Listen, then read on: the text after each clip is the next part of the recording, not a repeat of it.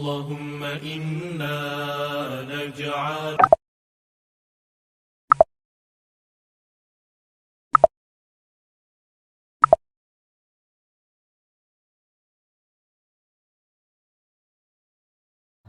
Hai, saya Hazman.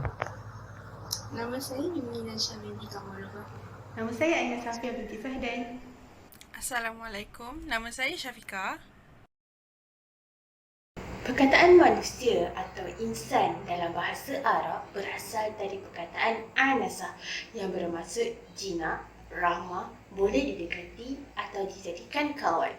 Dari perkataan inilah lahirlah perkataan insaniah dan insani yang memberi makna berberi kemanusiaan dan kemanusiaan.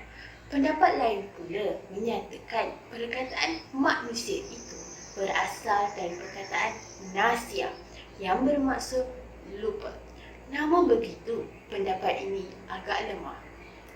Istilah al-insan dari sudut etimologi pula bermaksud harmoni, lemah lembut, tapak atau pelupa. Manakala dari sudut istilah, manusia dianggap sebagai konsep, watak, gagasan realiti, kelompok atau seseorang individu.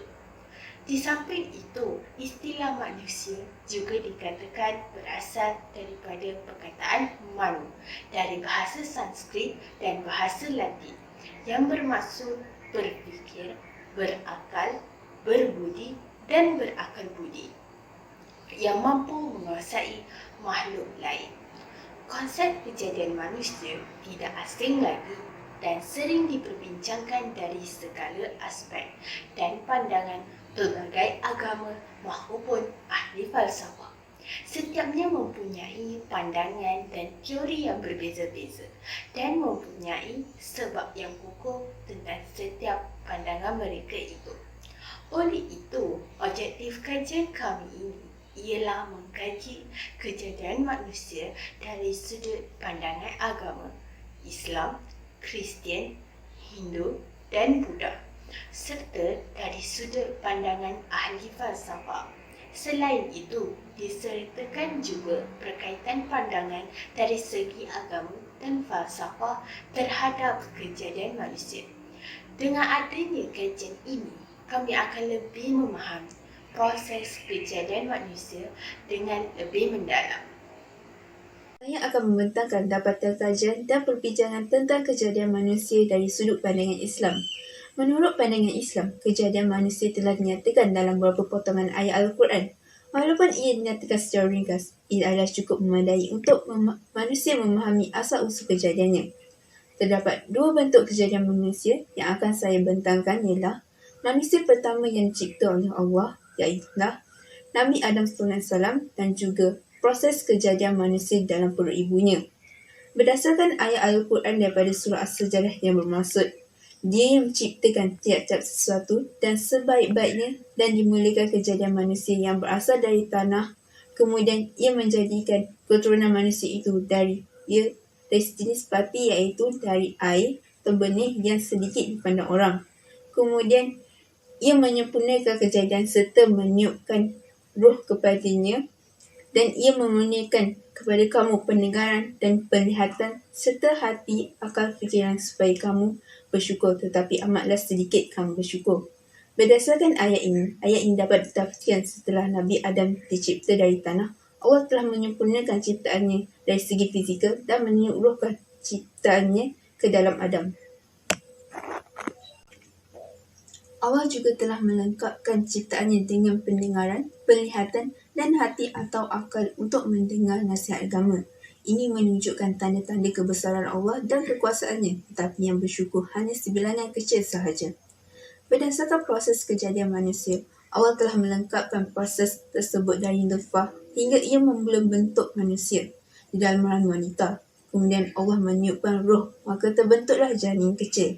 Setelah menunjukkan tanda-tanda kehidupan, Allah telah mengurniakan penglihatan, pendengaran, akal, perasaan dan sebagainya ketika dalam rahim. Namun, manusia tidak dapat melihat, mendengar atau berfikir walaupun mempunyai mata, telinga atau otak. Kelima-lima pancara indera ini dapat berfungsi dengan sempurna setelah ia dilahirkan. Oleh itu, manusia adalah ciptaan paling sempurna kerana mempunyai roh dan jasad serta dikurniakan panca indera yang dapat digunakan untuk melakukan kebaikan. Allah menjadikan manusia dengan tujuan yang tertentu dan tidak sia-sia. Hal ini telah dijelaskan dalam Al-Quran yang bermaksud, maka adakah patut kamu menyangka bahawa kami hanya mencipta kamu dari tiada kepada ada sahaja dengan tiada sebarang hikmah pada ciptaan itu, dan kamu menyangka pula tidak akan dikembalikan kepada kami. Surah Al-Mu'min ayat 115. Ibn Kathir telah mentafsir ayat ini dengan menjadi orang-orang yang tidak percaya akan hari pembalasan dan menjadi tanda tanya bahawa adakah mereka diciptakan dengan sia-sia tanpa sebarang tujuan, tiada apa-apa yang dituntut untuk dilakukan dan tiada sebarang hikmah, sedangkan mereka akan dikembalikan kepada Allah SWT untuk dihitung segala amalan yang dilakukan. Jawapan untuk persoalan ialah, tujuan manusia dicipta adalah untuk beribadah kepadanya semata-mata. Dalam surah Az-Zakriyah ayat 56 ada menyatakan, dan ingatlah aku tidak mencipta jin dan manusia melainkan untuk mereka menyembah dan beribadah kepadaku. Manusia seharusnya sedar tentang tujuan utama kewujudan mereka di dunia dan berusaha untuk mencapai matlamat tersebut. Pengakhiran kehidupan seorang manusia ialah kematian. Dalam Islam, kematian merupakan pintu yang memisahkan antara dunia dan akhirat, yang merupakan tempat pembalasan di mana bergantung amalan yang dilakukan di dunia. Allah berfirman dalam Al-Quran, tiap-tiap yang bernyawa akan merasai mati dan bahawasanya pada hari kiamat sajalah akan disempurnakan balasan kamu. Ketika itu, sesiapa yang dijauhkan dari neraka dan dimasukkan ke dalam syurga, maka sesungguhnya ia telah berjaya. Dan ingatlah bahawa kehidupan di dunia ini meliputi segala kemewahan pangkat kebesarannya, tidak lain hanyalah kesenangan bagi orang-orang yang terpedaya. Surah Al-Imran ayat 185. Oleh itu, pengakhiran manusia adalah bergantung kepada amalan yang dilakukan semasa hidup, dan Allah akan menghitung segala amalan dari sekecil-kecil perkara sehingga besar. Ini menunjukkan hala tuju dan matlamat hidup manusia sama ada neraka atau syurga. Okey, baiklah. Kita seterusnya akan pergi kepada kejadian manusia dari agama Buddha. Pada tahun 2020, seramai 521 juta orang di dunia telah menganut agama ini. Agama Buddha tercipta di Nepal, iaitu terletak di selatan Asia pada abad ke-6. Pengasasnya ialah seorang kesatria bernama Siddhartha Gautama, iaitu seorang ahli fikir. Beliau mencipta agama ini dari pergabungan unsur-unsur pelbagai kebudayaan seperti kebudayaan Yunani, Asia Tengah, Asia Timur dan Asia Tenggara. Berbeza dengan agama Hindu, agama Buddha lebih pantas tersebar dan berkembang dengan pesat ke seluruh Asia. Sehingga kini, agama Buddha menjadi agama yang majoriti di Asia seperti Thailand, Kemboja, Myanmar, Taiwan dan Singapura. Agama ini mempunyai dua aliran disebabkan pandangan dan tafsiran yang berbeza dari pelbagai puak. Aliran yang pertama, Buddha Hinayana, iaitu mempunyai sifat tertutup. Puak ini berpendapat setiap orang hanya dapat mengejar pembebasan dari kesengsaraan atau kelahiran semula untuk dirinya sendiri. Aliran yang kedua pula dinamakan Buddha Mahayana, iaitu mempunyai sifat terbuka. Mengikut fahaman aliran ini, setiap manusia berhak menjadi seorang Buddha untuk mencapai kesedaran bukan sahaja diri sendiri, bahkan makhluk yang mempunyai perasaan dari kesengsaraan. Mereka memegang satu kitab suci yang sama, iaitu kitab Tripitaka. Ia mempunyai ajaran-ajaran Buddha yang terkandung dalam kitab tersebut. Kitab ini ada 3 ajaran, iaitu Sutta Pitaka, Vinaya Pitaka dan Abhidhamma Pitaka. Jadi mereka ada 3 ajaran dalam kitab ini. Kejadian manusia menurut Buddha yang mengatakan makhluk memang tidak kekal. Menurut pandangan agama Buddha, proses kejadian manusia menempuhi proses yang lama dan melintasi beberapa evolusi. Mengikut huraian dalam Digha Nikaya, Buddha mengatakan sebelum manusia tercipta, mereka digelar makhluk yang lahir di Abhasara, iaitu alam cahaya. Makhluk ini hidup dari ciptaan batin, tubuh yang bercahaya dan terbang di angkasa. Ketika itu, bumi, matahari maupun bintang tidak wujud. Yang wujud hanyalah makhluk ini. Seterusnya, menurut agama Buddha, makhluk-makhluk ini melalui 4 evolusi sebelum menjadi manusia. Evolusi yang pertama iaitu proses pengerasan bumi dari zat cair ke padat. Dari situlah manusia mula muncul. Ia muncul dalam jumlah yang ramai. Pada evolusi kedua, di antara makhluk yang muncul ini sebagai manusia memiliki sifat yang tamak. Mereka makan sari tanah yang muncul dari air. Apabila mereka makan sari tanah itu, nafsu keinginan mula timbul. Dan pada itu jugalah matahari, bulan, bintang dan alam semesta mula wujud. Pada evolusi yang ketiga, bila mereka makan sari tanah itu semula dan tubuh badan mereka yang berubah iaitu dalam pelbagai bentuk tubuh. Di kalangan manusia tersebut ada yang diciptakan cantik dan buruk. Mula dari itu wujud perasaan sombong dan hasad dengki. Tumbuh-tumbuhan mula menjalar di tanah. Dan evolusi yang terakhir ialah proses pembentukan manusia berlaku. Tumbuh-tumbuhan yang berjalan di tanah tadi yang membesar dinikmati oleh mereka dan badan mereka semakin padat. Dari itu terhasillah perbezaan Purisalingga iaitu lelaki dan Itilengga iaitu perempuan. Apabila perasaan nafsu antara mereka mula wujud, sebagai berlakulah hubungan antara mereka. Jadi akhirnya mereka membiak ke seluruh dunia. Menurut Buddha, manusia tercipta bertujuan untuk mendapatkan kebahagiaan di dunia setelah mati di syurga. Untuk mencapai kebahagiaan ini, Buddha mengajar mereka tentang kelahiran semula, sama seperti agama Hindu. Apabila mati, roh akan berpisah dengan jasad dan pembentukan manusia berlaku semula dengan diri yang baru. Apabila diberi peluang hidup yang baru, penganut agama Buddha seharusnya hidup tenang dan bahagia, bebas dari sifat tamak, benci dan kegelapan. Mereka perlu melalui proses ini untuk mencapai nirwana, iaitu tahap menghapus segala nafsu dan kehendak. Maka kelahiran semula tidak akan terjadi. Jadi berikut merupalah kisah kejadian manusia dari segi agama Buddha. Seterusnya, kejadian manusia dari sudut pandangan agama Kristian. Agama Kristian adalah agama terbesar di dunia, iaitu lebih kurang 2.1 juta penganut atau sepertiga jumlah penduduk dunia. Sumber rujukan utama agama Kristian untuk mempelajari ilmu keagamaan adalah Kitab Injil. Agama Kristian mempercayai bahawa manusia berasal daripada manusia pertama, iaitu Adam dan pasangannya Eve. Menurut Bible, Adam adalah manusia pertama dijadikan oleh Tuhan selepas penciptaan langit, bumi, siang dan malam, cakrawala dan seumpamanya. Seterusnya, Eve dijadikan seperti mana yang disebut dalam 1 Timothy 2 ayat 13. Di dalam Genesis telah menerangkan bahawa manusia pertama yang diciptakan oleh Tuhan ialah daripada debu tanah. Ini dibuktikan dalam Genesis 2 ayat 7. Selain itu, penganut Kristian juga diajar bahawa Tuhan menciptakan manusia menurut gambarannya. Ini tidak bermaksud manusia secara fizikal mempunyai penampilan yang sama dengan Tuhan. Sebaliknya, mereka mempunyai sifat tertentu yang mereka bahagikan kepada Tuhan, seperti penyayang. Bagi mereka, ini menunjukkan betapa pentingnya semua manusia kepada Tuhan dan menjelaskan hubungan istimewa bersama-sama. Ini juga merupakan peringatan bahawa manusia harus berusaha menunjukkan kasih dan pengampunan. Seterusnya, menurut agama Kristian juga, manusia dikatakan lahir dalam keadaan berdosa, di mana ia dikenali sebagai dosa warisan.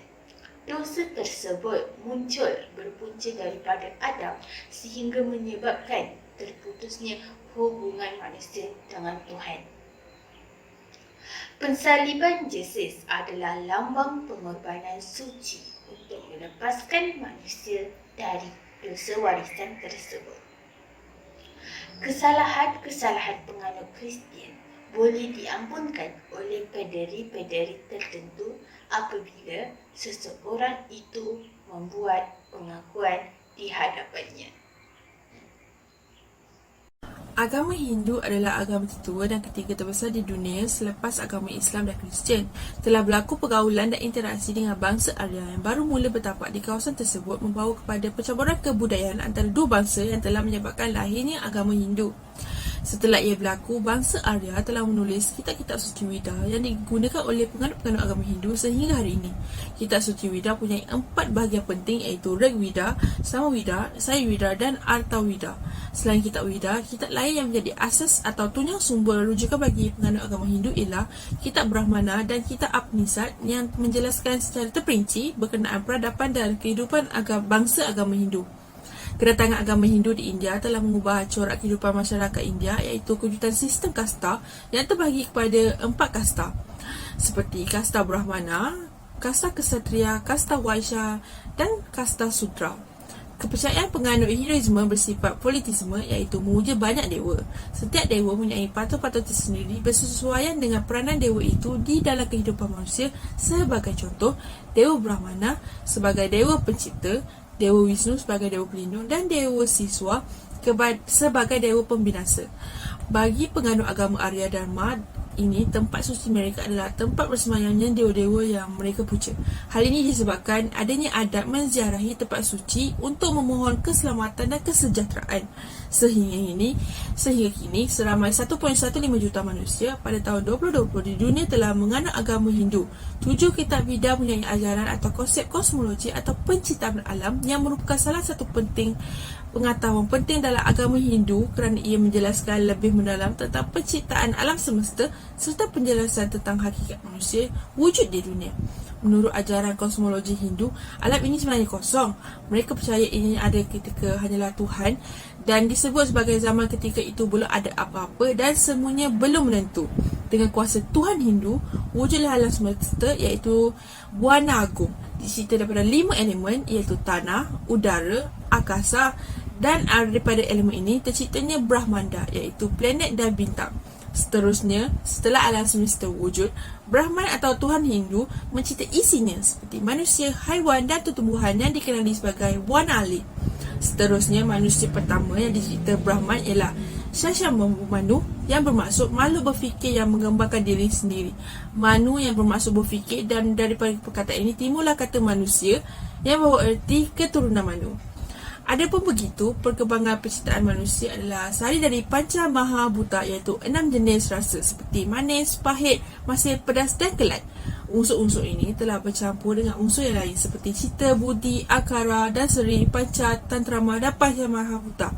Sebatian daripada pencampuran elemen-elemen ini telah menghasilkan 2 benih kehidupan iaitu Sukla, benih lelaki dan Swanita, benih perempuan. Pencampuran antara benih lelaki dan perempuan telah melalui satu proses pembentukan manusia seperti dikatakan dalam buku Menapak Kehidupan iaitu janin terbentuk daripada air. Daripada hari pertama pada hari ke-7 ia berbentuk kepada gelembung dan pada tengah bulan janin bertukar menjadi buah bola. Seterusnya apabila 1 bulan ia mengental dan 2 bulan kepala mula terbentuk, masuk bulan ketiga telah wujudnya kaki dan bulan keempat adanya perut, pinggang, mata dan kaki. Pada bulan kelima, 6 terbentuknya perut, pinggang, muka, hidung, mata dan telinga. Pada bulan ke-7, janin itu bersatu dan atma atau jiwa.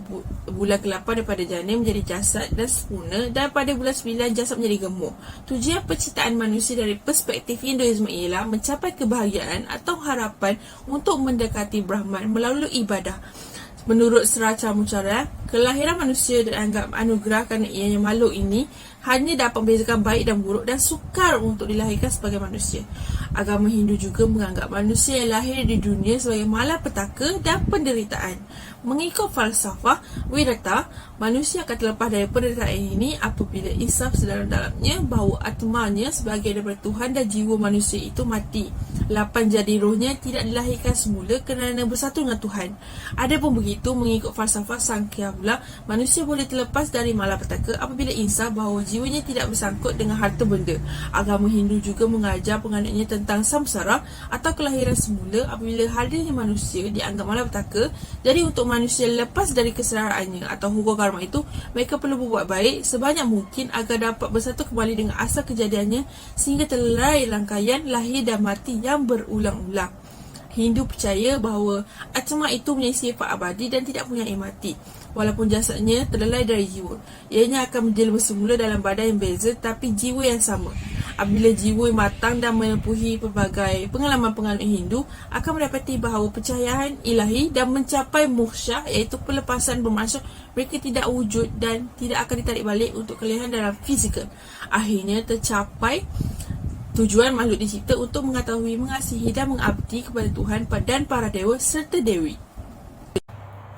Baiklah, seterusnya kita akan pergi kepada kejadian manusia dari segi pandangan ahli falsafah. Kejadian manusia telah menjadi topik perbincangan kefalsafahan dalam segenap bidang sejak zaman dulu lagi. Para ahli falsafah, sastrawan dan saintis sentiasa menjadikan kejadian manusia menjadi isu perbincangan mereka. Ahli-ahli sains berusaha untuk mengenal pasti hakikat kemanusiaan, kerana hakikat inilah maka segala ilmu tentang manusia boleh dibina ataupun penemuan tabi'i tingkah laku manusia boleh difahami, diterangkan dan dijangkakan. Manusia telah didefinisikan daripada pelbagai cara. Contohnya, Aristotle, tokoh Yunani, melihat manusia sebagai haiwan yang boleh berkata-kata dan juga sebagai haiwan politik. Adam Smith dan Karl Marx juga mendefinisikan manusia sebagai ejen ekonomi manusia. Terdapat dua teori yang membicarakan falsafah tentang kejadian manusia, iaitu teori agama Islam dan juga teori evolusi Darwin dari Barat. Kedua-dua teori ini mempunyai pandangan yang berbeza berkaitan tentang kejadian manusia. Kita fokuskan di Barat, iaitu falsafah kejadian manusia yang dikaji melalui teori Darwin. Charles Robert Darwin adalah dari lingkungan orang yang taat beragama Kristian dan merupakan sarjana moden teologi. Beliau terkenal dengan sebuah teori yang sampai sekarang menjadi isu yang paling kuat melalui perdebatan di antara umat manusia. Beliau mengemukakan teori ini sebagai makhluk hidup sehingga menghasilkan makhluk tertinggi yang disebut manusia. Beliau mendefinisikan manusia sebagai jenis spesies kehidupan yang tidak berbeza asal usulnya daripada haiwan. Manusia terdiri daripada tiga unsur yang terdiri daripada akal, fizikal dan juga roh. Dengan adanya roh otak yang dapat berfikir dengan baik, manusia menjadi pemimpin di kalangan semua makhluk yang ada di muka bumi ini. Komponen fizikal merangkumi semua organ dan anggota tubuh manusia serta bahagian lain yang dapat dilihat dan dipegang secara langsung. Akan tetapi, komponen roh pula, iaitu komponen wujud tetapi tidak dapat diperhatikan secara zahir yang kekal yang ada dalam setiap manusia. Roh ini mendorong manusia mencipta sistem kepercayaan. Baiklah, untuk teori evolusi ini ditunjang oleh bukti-bukti yang kukuh, cukup banyak dan meyakinkan. Bukti berupakan fosil ini adalah makhluk yang berupakan antara beruk dan juga manusia. Ini merupakan bukti bahawa evolusi demikian pernah terjadi. Pada saat kita meragui teori tersebut, di Trinil, Ngawi menemui fosil manusia kera yang merupakan penghubung antara bentuk kera dan juga manusia yang sempurna yang selama ini kita cari. Ia terjadi pada tahun 1891, iaitu di mana dunia ilmu pengetahuan menjadi tergempar kerana dengan demikian cukuplah bukti yang diperlukan untuk melengkapi teori Darwin. Manusia Trinil ini bentuknya adalah gabungan manusia dan juga kera. Oleh sebab itu ia disebut Pithecanthropus erectus, iaitu Pithecanthropus bermaksud kera, Anthropus bermaksud manusia dan Erectus bermaksud berdiri. Keberadaan mereka dapat diketahui berdasarkan peninggalan yang merupakan fosil ini. Pada 1936 sehingga 1941, ada dua tokoh iaitu Königswald dan juga Wenderich melakukan penyelidikan di sepanjang Sungai Bengawan Solo dan berjaya menemukan fosil tengkorak manusia yang disebut sebagai Meganthropus pelagianicus. Dari penemuan ini telah terbukti bahawa manusia tertua bukan Pithecanthropus erectus, akan tetapi Meganthropus pelagianicus ini. Sejurus daripada penyelidikan tersebut, Kementerian Pendidikan dan Kebudayaan menyatakan tulang kening menonjol dan di belakang orbit mata terdapat ruang sempit yang sangat jelas menandakan otak yang berlubang kembang. Pada bahagian belakang terlihat bentuk meruncing. Jelas di sini makhluk ini berdiri tegak seperti manusia dan tingginya kurang daripada manusia kerdil, namun otaknya seperti kera yang kurang dari 1000 cc. Fosil tersebut membuktikan bahawa teori ini berwujud dan mewujudkan dan membenarkan teori Darwin ini. Berkaitan pandangan dari segi agama dan falsafah terhadap kejadian manusia. Kejadian manusia menurut pandangan sains dan Al-Quran tidak begitu banyak perbezaan. Terdapat dua perkara yang akan saya sampaikan iaitu proses kejadian manusia berdasarkan Al-Quran dan sains dan asal-usul manusia diciptakan. Terdapat 6 peringkat proses kejadian manusia dalam Al-Quran. Pada peringkat pertama ialah nutfah. Nutfah ialah peringkat persenyaman antara benih lelaki dan perempuan. Pada peringkat kedua ialah alaqah. Pada peringkat ini, telur yang telah disenaraikan akan menempel di dinding rahim. Pada peringkat ketiga ialah mudghah. Pada peringkat inilah berlaku pembentukan otak, saraf tunjang dan anggota badan yang lain. Pada peringkat keempat ialah izam dan lam. Pembentukan tulang yang bermula dengan otot dan otot ini akan membungkus tulang apabila tulang terbentuk. Pada peringkat kelima ialah nash'ah, khalqah, embrio akan terbentuk menjadi janin. Berlaku banyak perubahan terhadap janin, antaranya ialah pembentukan tulang dengan sempurna, pembentukan uri yang lengkap dan ukuran bayi juga berubah. Pada peringkat terakhir ialah nafkhur ruh. Peringkat terakhir ialah peringkat peniupan roh. Para ulama berpendapat bahawa peniupan roh berlaku selepas 40 hari dan apabila terbentuknya organ-organ tubuh termasuk organ seks.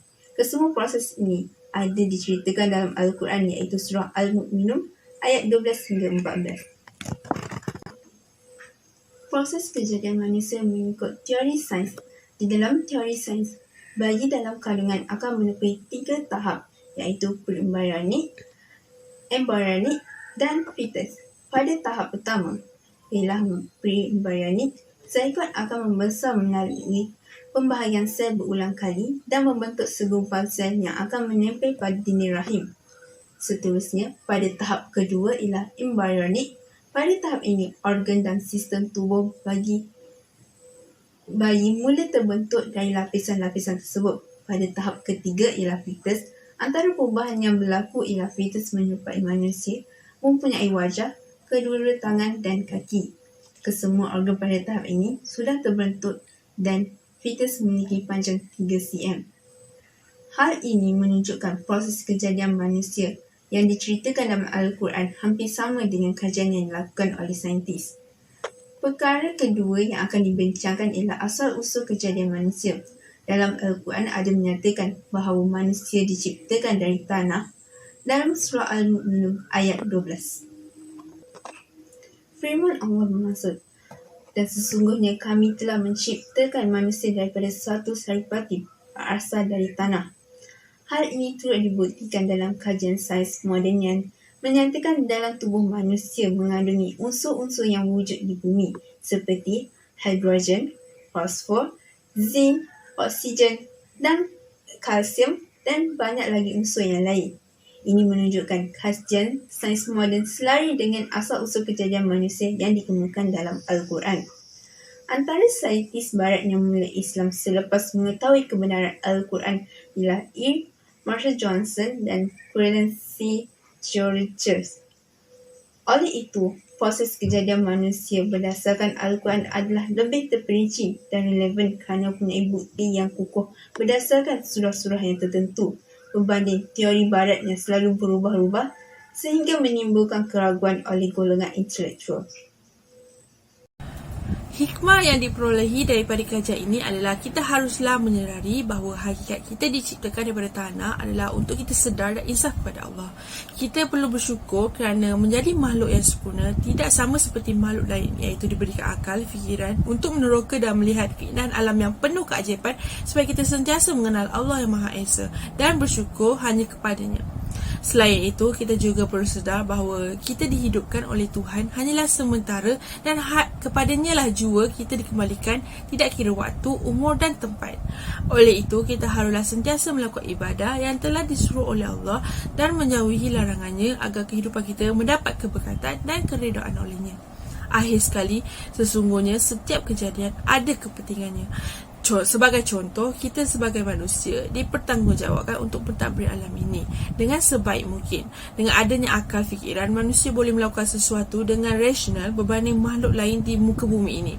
Konsep manusia sebagaimana yang disebut dalam Al-Quran sangat berbeza dengan fahaman dan pegangan sekular dari barat. Al-Quran secara jelas menyatakan fungsi manusia di muka bumi ini yang akan diadili di alam akhirat. Walau bagaimanapun, dalam mengabdi diri kepada Allah, manusia diseru agar seimbang dalam mencapai kehidupan di dunia dan di akhirat.